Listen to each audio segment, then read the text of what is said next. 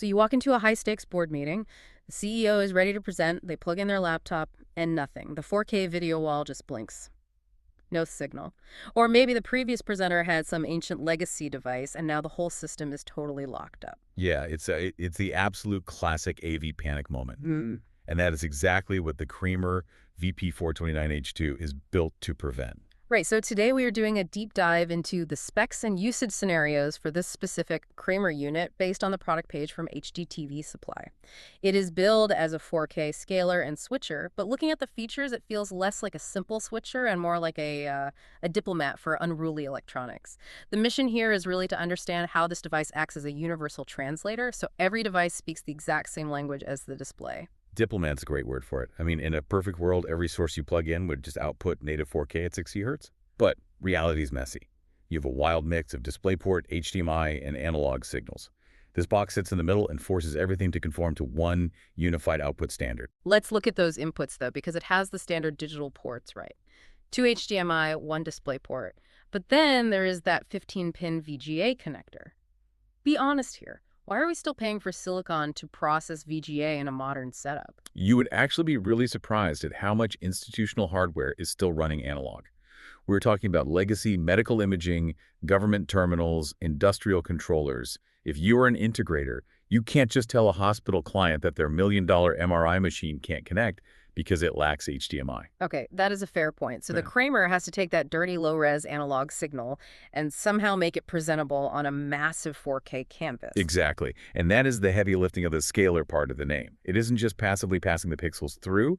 It digitizes the analog signal and actively upscales it to 4K at 60 Hz. Crucially, it does this with 4.4.4 chroma sampling. Which is vital for a meeting room context, because if you're watching a movie, 4.2.0 is totally fine, but if you were trying to read fine text on an Excel spreadsheet from the back of the room... You need that uncompressed color detail. Right, or the text just looks like a blurry mess. Precisely. It preserves the integrity of the data. Hmm. But visual quality is really only half the battle.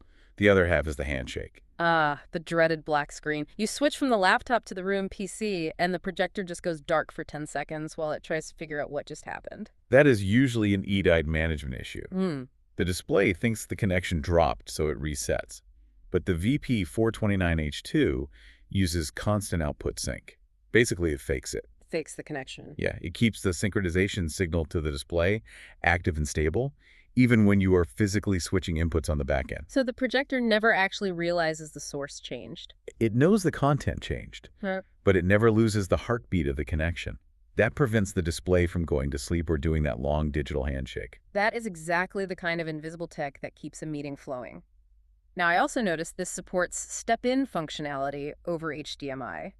That is interesting because it seems to shift the control logic. It decentralizes it completely.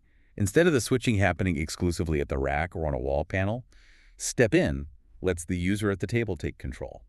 If they are plugged into a compatible step-in module, they just press a button and the Kramer automatically switches to them. So it hands the control directly to the person actually presenting. That makes collaboration so much easier. Speaking of the rack, this comes in a Megatools enclosure. For anyone uninitiated, that is Kramer's specific form factor, right? Yes, and the key utility there is density. You can mount 2 of these side by side in a single 1U rack space. Plus, it is entirely fanless. Which matters way more than people think. If you have ever sat next to a screaming server in a quiet conference room, you know it drives you crazy. It needs to be silent. And for the control system programmers out there, it exposes everything via RS-232 and Ethernet with embedded web pages. You can integrate this into a Crestron or AMX system easily. It even handles audio de-embedding if you need to route sound to a separate amplifier. I want to zoom out for a second here. We spend so much time talking about wireless casting like AirPlay or Miracast. Why is there still such heavy innovation in a physical hardwired box like this? Reliability and security. Wireless is incredibly convenient, but it depends on network traffic and compression. If you are in a secure facility, you might not be allowed to broadcast video over the air. Right, and technically, wireless almost always involves some compression artifacts. So if you need absolute certainty that the image will appear and the numbers will be crisp, copper is still king. Copper is absolute king.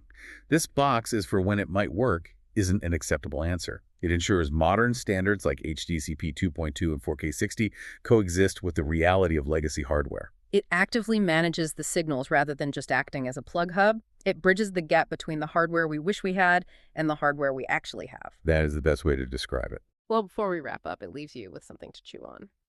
In an era where we are obsessed with cutting cords and wireless freedom, it is wild to think the most critical infrastructure relies on physical wired scaling.